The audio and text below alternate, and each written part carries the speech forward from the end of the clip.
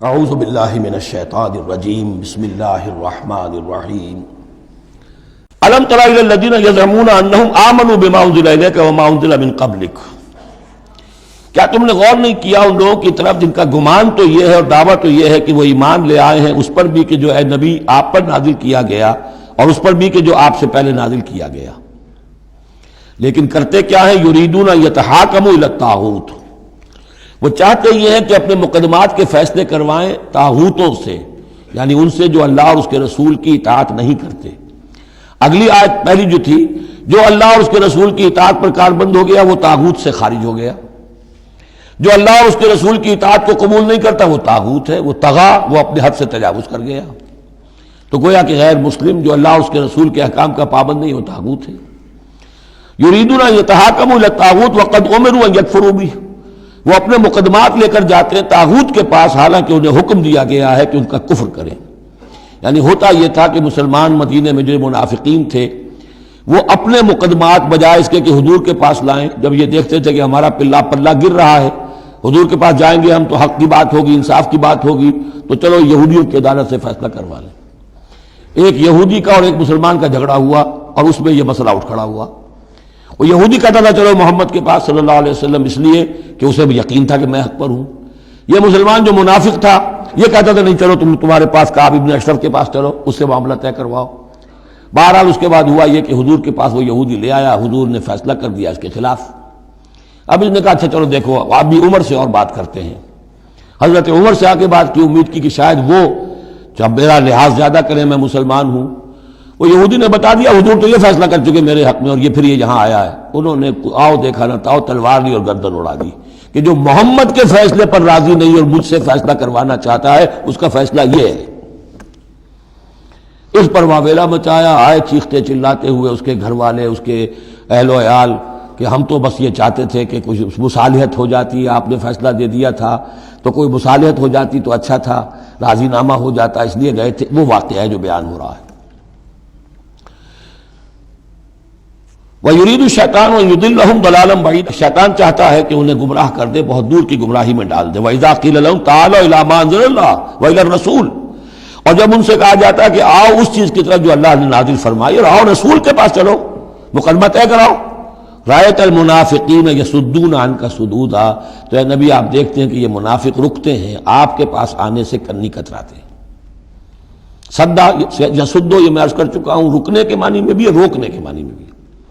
فَكَيْفَ إِذَا أَصَابَتْهُمْ مُصِيبَةٌ بِمَا قَدَّمَتْ أَيْدِيهِمْ، تو پھر کیسے جبکہ ان کے اوپر کوئی مصیبت آ گئی اپنے کرتوت کی وجہ سے، اور جب چیختے چلایا ہے عمر نے یہ کر دیا، وہ تو مقدمہ قائم کرنا چاہتے تھے عمر کے خلاف، لیکن یہاں یہ ہے کہ فَكَيْفَ إِذَا أَصَابَتْهُمْ مُصِيبَةٌ بِمَا قَدَّمَتْ أَيْدِيهِمْ، ان کے اپنے ہاتھوں کے کرتوتوں کی وجہ سے جو مصیبت آ گئی، ثُمَّ جَاءُوكَ، پھر وہ آپ کے پاس آئے، يَحْلِفُونَ بِاللَّهِ، اور اللہ کی قسمیں کھاتے ہوئے آئے، إِنْ أَرَدْنَا إِلَّا إِحْسَانًا وَتَوْفِيقًا، ہم تو احسان بھلائی چاہتے تھے، موافقت چاہتے تھے، راضی نامہ چاہتے تھے، اس لیے عمر کے پاس گئے تھے۔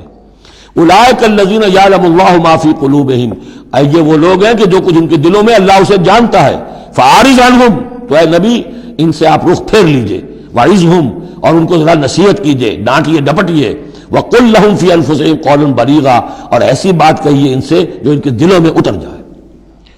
اس آیتوں کے اترنے کے بعد حضرت عمر رضی اللہ تعالیٰ عنہ کو حضور نے پھر بری قرار دیا کہ اللہ کی طرف سے ان کی برات آ گئی ہے، توثیق آ گئی ہے، اور کہتے یہ ہیں کہ اسی دن سے ان کا لقب فاروق بنا ہے، پھر حق و باطل میں فرق کر دینے والا۔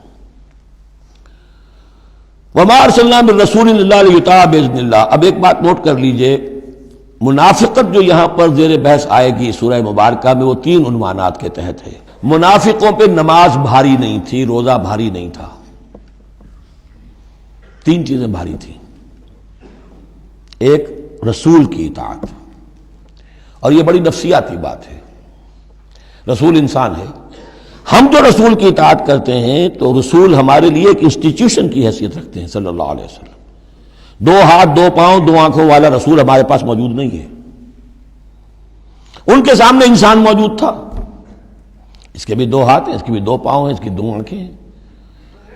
انسان کی اطاعت کرے یہ بہت مشکل ہے، جیسا کہ جماعتوں میں ہوتا ہے۔ امیر کی اطاعت سے زیادہ بھاری کام کون سا ہے؟ بڑا مشکل کام۔ اپنی رائے کو پیچھے ڈالیں تو امیر کی رائے پر چلیں۔ ایک تو ان کے جس کے دل میں یقین تھا کہ یہ محمد صلی اللہ علیہ وسلم، یہ محمد ابن عبداللہ تو ہیں جنہیں ہم دیکھ رہے ہیں، لیکن حقیقتاً میں جو ایمان لایا ہوں وہ محمد الرسول اللہ پر لایا ہوں کہ اللہ کے رسول ہیں، تب تو بات ہو جائے۔ لیکن جن کے دلوں میں یہ یقین نہیں تھا یا کمزور تھا، ان کے لیے حضور کی شخصی اطاعت بڑی بھاری تھی، بڑی کٹھن تھی۔ یہ بعض مواقع پر وہ کہتے تھے کہ یہ جو کچھ کہہ رہے ہیں اپنے پاس سے کہہ رہے ہیں، کیوں نہیں سورت نازل ہو جاتی، کیوں نہیں آیت نازل ہو جاتی؟ اور سورہ محمد اسی انداز میں نازل ہوئی ہے کہ پھر اللہ نے کہا اچھا لو پھر یہ آیت ہم نازل کر دیتے ہیں قتال کی۔ وہ یہ کہتے تھے یہ محمد نے خود اپنی طرف سے اقدام کر دیا۔ دوسری چیز جو کٹھن تھی وہ تو کٹھن ہے قتال، اللہ کی راہ میں جنگ کے لیے نکلنا، خطرہ ہے، مرحلہ سخت ہے اور جان عزیز۔ اور تیسری چیز ہجرت۔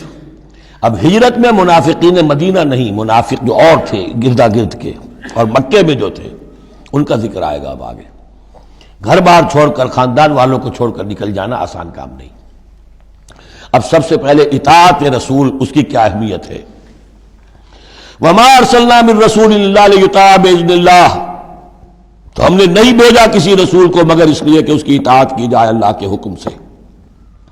وَلَوْ أَنَّهُمْ إِذ ظَّلَمُوا أَنفُسَهُمْ، اور اگر انہوں نے جب اپنے اوپر ظلم کیا تھا، انفسہم جاؤ کا اگر وہ آتے اے نبی آپ کے پاس، فاستغفروا اللہ، اور اللہ سے بھی استغفار کرتے، واستغفر لہم الرسول، اور رسول بھی ان کے لیے استغفار کرتے اللہ سے، فوجدوا اللہ توابا رحیما، تو وہ پاتے کہ اللہ تعالیٰ تو توبہ کا قبول فرمانے والا اور رحیم ہے۔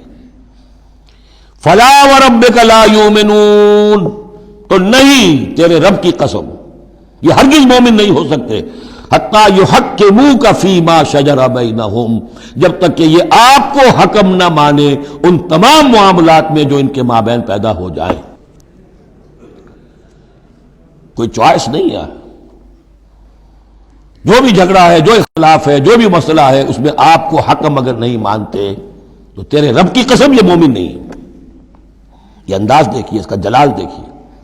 فلا وربک لا یؤمنون حتی یحکموک فیما شجر بینہم ثم لا یجدوا فی انفسہم حرجا مما قضیت، اور پھر یہ کہ جو فیصلہ آپ کر دیں اس پر اپنے دل میں تنگی محسوس نہ کریں۔ اگر قبول بھی کر لیا لیکن کدورت کے ساتھ کیا، دل میں تنگی کے ساتھ کیا، تب بھی مومن نہیں ہے۔ وَيُسَلِّمُوا تَسْلِيمًا، اور سر تسلیم خم کرے جیسے کہ سر تسلیم خم کرنے کا حق ہے۔ صدق اللہ العظیم۔